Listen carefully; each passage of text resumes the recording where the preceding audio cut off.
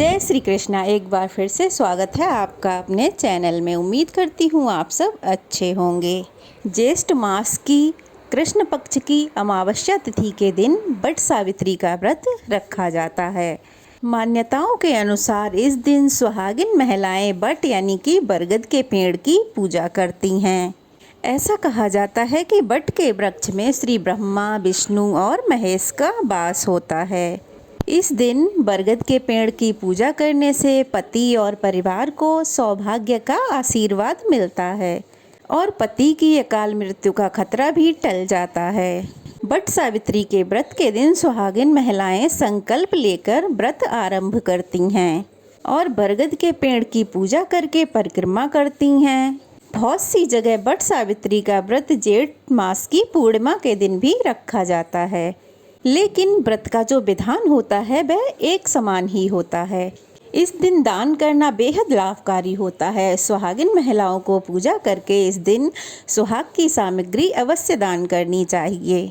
But Savitri व्रत के दिन महिलाओं को भूल कर भी काले रंग के कपड़े नहीं पहनने चाहिए और ना ही सफ़ेद रंग के कपड़े पहनने चाहिए और भूल से भी काली और सफ़ेद चूड़ियाँ भी नहीं पहननी चाहिए।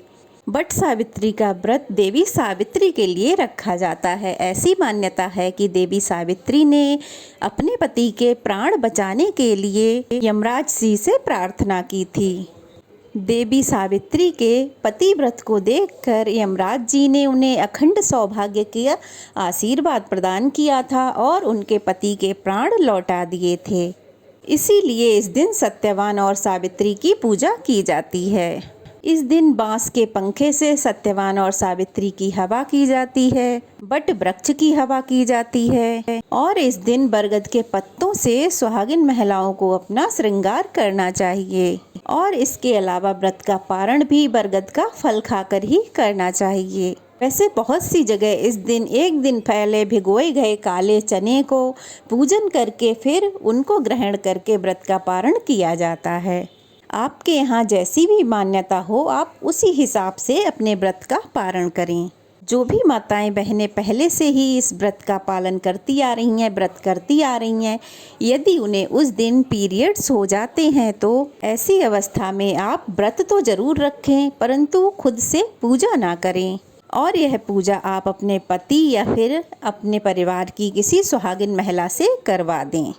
तो चलिए अब जानते हैं साल 2024 में बट सावित्री व्रत कब रखा जाएगा और कब खोला जाएगा।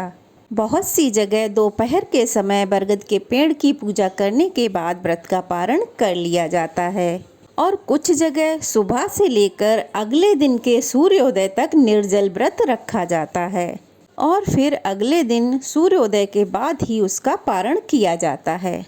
वैसे तो इस दिन बट यानी कि बरगद के पेड़ की पूजा की जाती है। यदि बरगद का पेड़ आसपास ना हो तो ऐसे में आप बरगद के पेड़ की टहनी को लाकर आप एक गमले में लगा लें और फिर उसकी पूजा करें। लेकिन सबसे ज़्यादा शुभ यही होता है कि आप बरगद के पेड़ पर जाकर ही उसकी पूजा करें। इस बार ज्येष्ठ अमावस्या की तिथि प्रारंभ होगी 5 जून बुधवार शाम 7:46 से और अमावस्या तिथि समाप्त होगी 6 जून गुरुवार शाम 6:07 पे। दक्षिण भारत में इस अमावस्या को शनि जयंती के रूप में भी मनाया जाता है। सुहागिन महिलाओं को इस दिन शनिदेव की भी पूजा करनी चाहिए। ऐसा करने से पति पर शनिदेव की कृपा बनी रहती है। यदि कुंडली में शनि दोष भी हो तो वह दूर हो जाता है या शांत हो जाता है। इस बार 6 जून गुरुवार को ज्येष्ठ अमावस्या रहेगी और इसी दिन शनि जयंती भी मनाई जाएगी।